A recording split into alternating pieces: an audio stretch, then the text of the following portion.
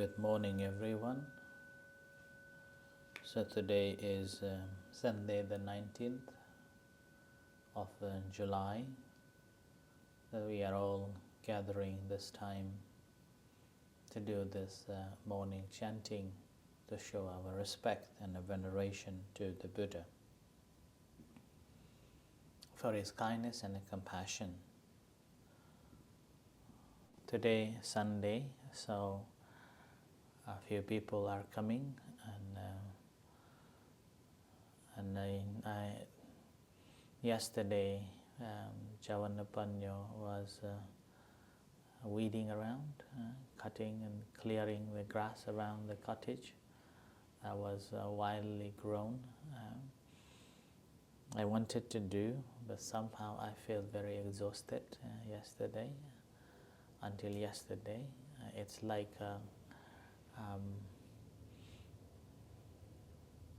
after work and then not realizing how tired I was, finally coming back to home, feeling all the tiredness. But today I feel better. And the practice of this morning and evening chanting and listening to Dhamma is one of the practices that we should do and regularly doing. As the Buddha also said that there are certain benefits of listening the chanting and listening the Dhamma, particularly listening the Dhamma. There are 5 benefits. Number 1, that we never heard it before. We will be hearing the Dhamma. So there are occasions that we think that we know, but when we listen the Dhamma from others, then we realize that we know very little, and we will hear new things all the time. And then further on, the second one is that we will understand clearly what we have heard before. And this is quite often we experience as well, that there are different Dhammas and different sets of Dhammas that we regularly hear and regularly read about it, even like Four Noble Truths. We think that we know, but we haven't understood properly. But having heard again and again, then listening from different teachers and the different angles, gradually it helps to clear out that meaning of it, and also able to apply. And the third one is that it dispels the doubts. So sometimes we may have heard it and we may doubt on that whether it works or not, whether it is applicable or not, and so on. So having heard the teachings again and again, it helps us to overcome our doubts regarding the teachings, and which actually is very important factor. Otherwise, if our doubts hasn't been dispelled, then we hardly put ourselves into the practice, or our faith will not be strong enough to pursue the path.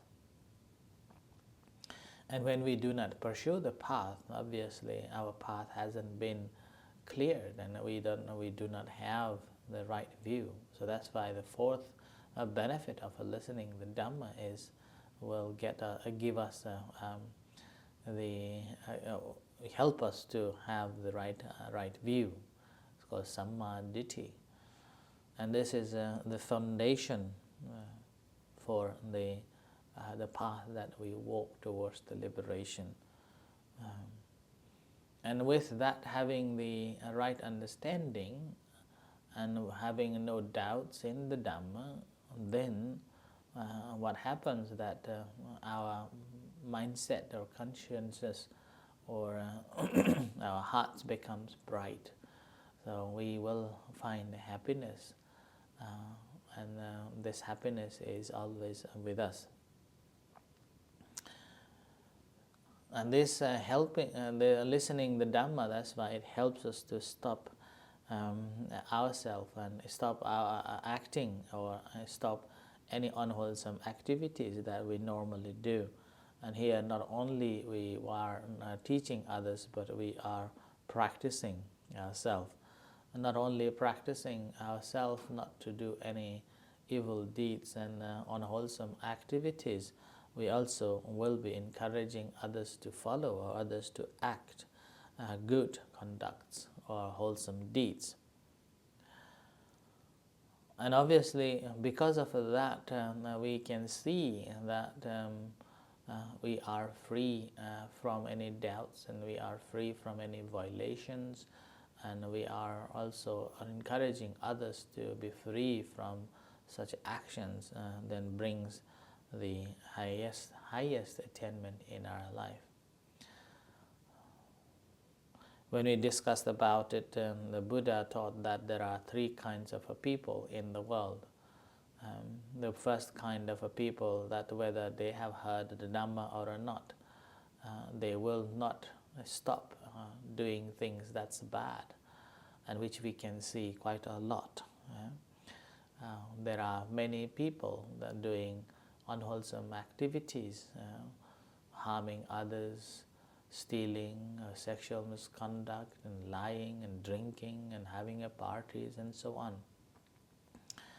So they are indulged in this material world and acting unwholesome actions. And some are even thinking that they think that there is no afterlife. So I call a nihilistic view. And then they will use their own efforts and everything to just satisfy their senses in this life. So as a result of that, they will be committing all unwholesome deeds. So these unwholesome deeds, they will continue doing it. So whether this kind of a people,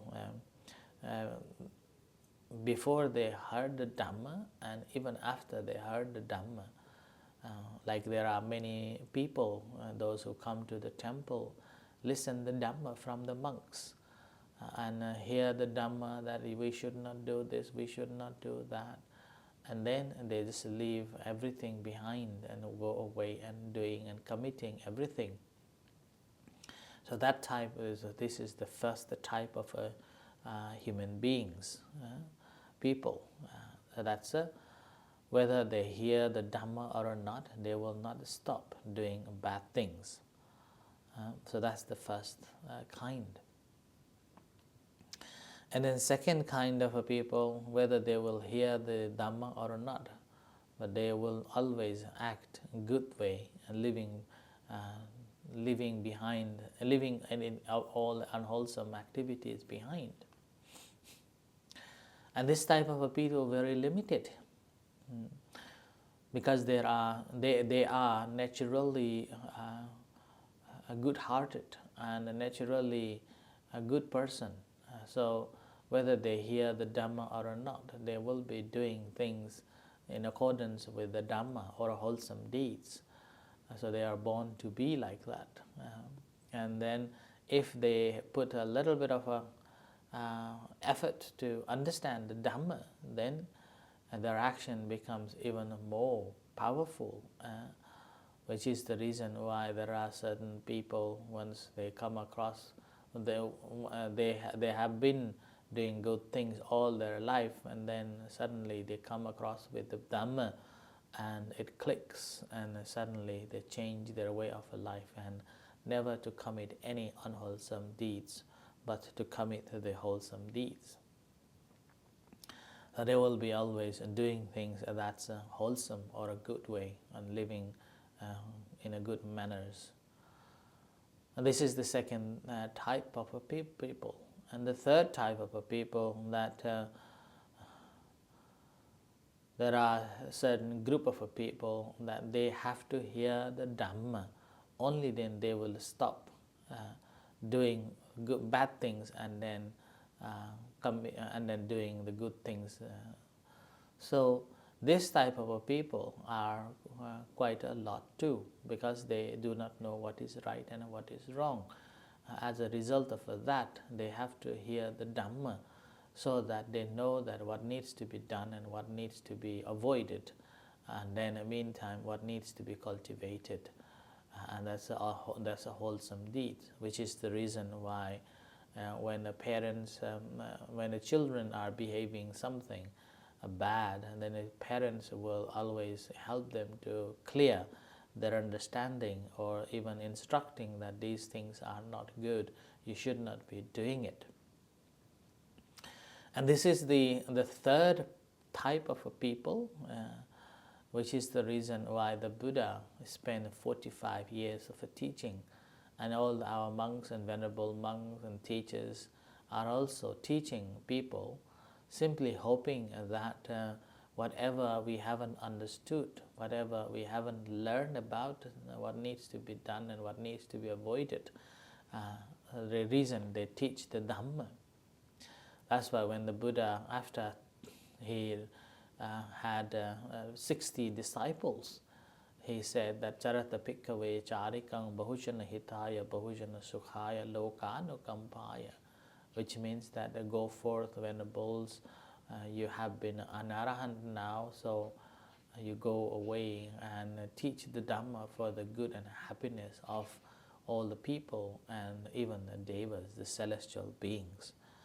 So that's why the Buddha traveled along with other monks, and then after Buddha passed away, venerable monks had been traveling and preaching the Dhamma, preserving the Dhamma, preaching the Dhamma for the future generations, hoping that after they have learned the Dhamma, they will understand and clear their doubts, clear their views, and brightens their minds.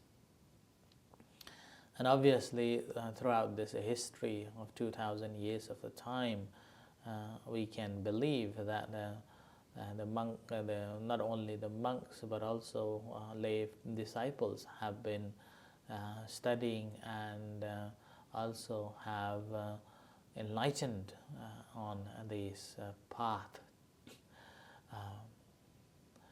And it is for sure that this modern day, in our era, we are very fortunate to have the access this Dhamma in a more wider than it was. Otherwise, in the past, the people would have to go to the temples and listen to the Dhamma from the monks once in a while. As we know that the people are also were and are busy working. In those days, working in the farms and didn't have a time. So as a result, once a week was recommended to visit the temples and listen the Dhamma from the monks, simply to clear the views and clear the doubts and then clear the right view. And even those days, although once a week was recommended, people didn't have time, or under the influence of the greed, hatred, and delusion, or so-called defilements, they hardly visit the temples. But often from the history it says that once a month, on normally full moons, they do not forget to go to the temples, which is the reason all the temples are very crowded. People would be flocked in to do the meritorious deed and listen the Dhamma. And that has been changed in our modern day. We can hear the Dhamma at any time, at all the time, in different forms and different medias. We have a YouTube, we have a Facebook, we have a Zoom, and so on. And the monks are giving almost every day the teachings, and we have access to the books, and so on. So there are plenty of ways to listen the Dhamma. So that's why we are in an era of lots of information about the Dhamma, so we better spend the time studying the Dhamma to get the